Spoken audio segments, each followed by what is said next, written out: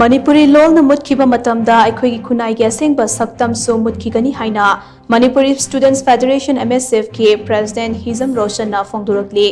Kwa kaithel da leiba mahairoi lubasige mayai loishang ta pangthokpa pawgi mifam amada MSF ke President Hizam Roshan na hai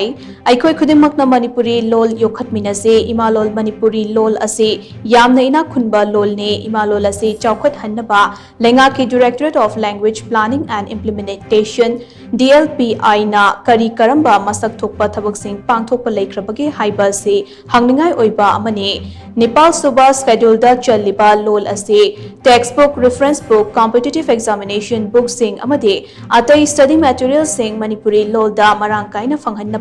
ngasi fawba mapung fana thabak paikhatri fangliba khara asisu thawai yawba kharana lanai oina puthokpana ayambani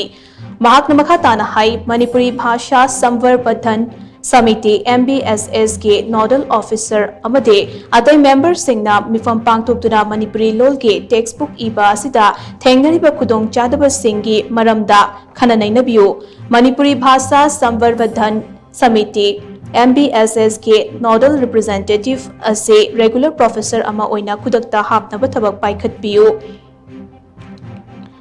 Manipuri lol ki textbook inaba hotnarakpada Hauzik fawbada yaudriba subject singi oja singsu loina yauhannaba hotnagadabani subject khara ke textbook te nauna itokadabasu yaure khara de English take translation khak tawgadabasu yaure masigi tongan ba chatna kanglon sing athuba matamda semgadabani MBSS ke nodal officer na piriba point sing ase thabak ton tokpiu malemgi chawkhatlaba furup kaya mamalolda mahima sing tamduna tha lebak ta kakraba matamasi yauraba fawbada aikoina maring marangba taibang amada mangmangduna karigi leigadoribano malemgi oiba awang ba wakhal lawsing kaya mamalolda ithokduna pukai chona leihaunaba thabak sing paikhatpada mawong maril tana chathabiu MSF na tungi mirol ki damak Manipuri lol athoiba longai dictionary amade lon hawrol encyclopedia ase thamlamnaba akanba mityeng changduna khong thangjillakpada leibak miyamna amade mari leinaba lenga ki thau tangloi singna mateng pangpiu haina mahakna makha takhi Directorate of Language Planning Implementation na akhoi loan gi oiba tungi Manipur amagi damakta loan gai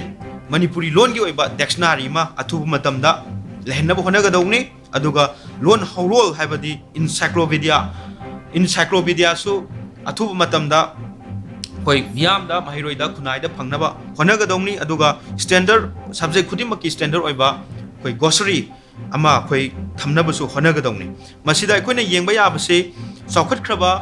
laibak sing koi hangkatna yengba yai masa gi furup tam hai masing tamlaga thaleba kanaba yawkhrabani aduba khoi gi loaning asi namsillaga tongan ma authority sing na madi loan mu senabiri ba department sing na ngasi di loan asi nathairaga thamlaga miron sing ngasi bo akon pusallaga khoi gi loan gumna season rigi basi khudakta lepakanda khoi gi loan asi bo chawkhanaba athubu matamda honaga dongna habsi ma MSF ki mai kai dagi arobla thamjaki